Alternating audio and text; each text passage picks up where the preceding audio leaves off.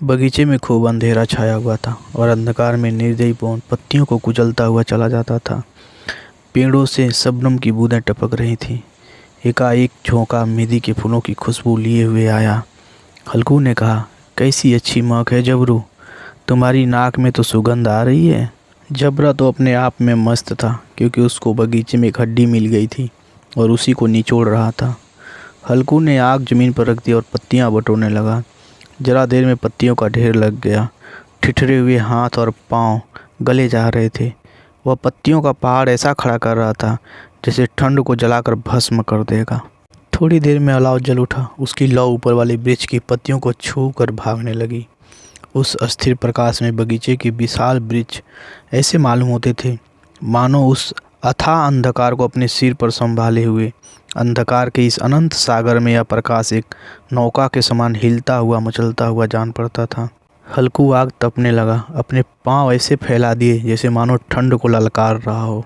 ठंड की असीम शक्ति पर विजय पाकर वह विजय गर्व को हृदय में छिपा न सकता था।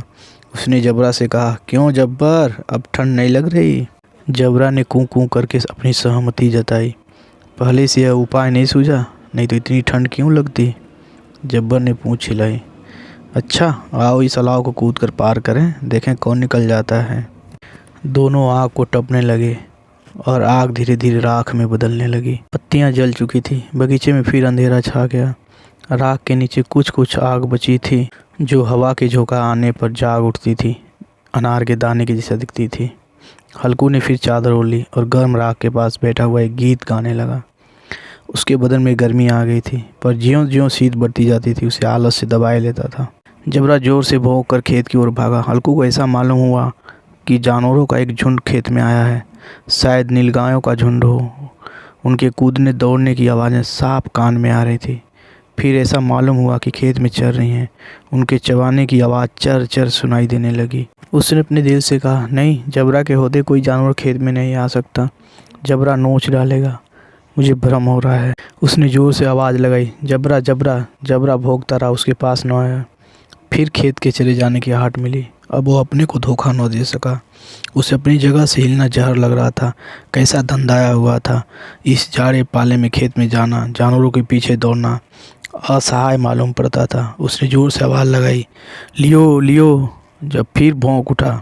जानवर खेत चर रहे थे। फसल तैयार है। कैसी अच्छी खेती थी, पर दुष्ट जानवर उसका सर्वनाश किए डालते।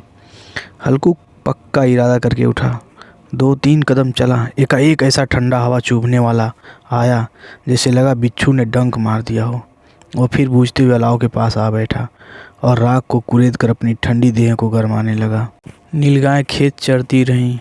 जबरा अपना गला फाड़ फाड़ कर भौंकता रहा। हल्कू गर्म राख के पास शांत बैठा हुआ था। उसे चारों तरफ से जकड़ रखा था। उसी राख के पास गर्म जमीन पर वह चादर ओढ़ के सो गया। सुबह जब उसकी नींद खुली तो चारों तरफ धूप फैल गई थी और मुन्नी कह रही थी, क्या सोते ही रहोगे?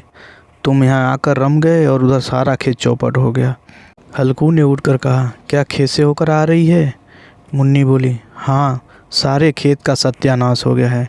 भला ऐसा भी कोई सोता है? तुम्हारे यहाँ मड़िया डालने से क्या हुआ?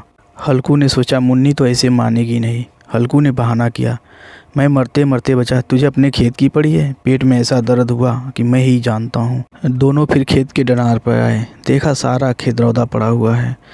जबरा मड़िया के नीचे चित लेटा है, मानो प्राण ही न हो। दोनों खेत की दशा देख रहे थे। मुन्नी के मुख पर उदासी छाई हुई थी, पर हल्कू प्रसन्न था।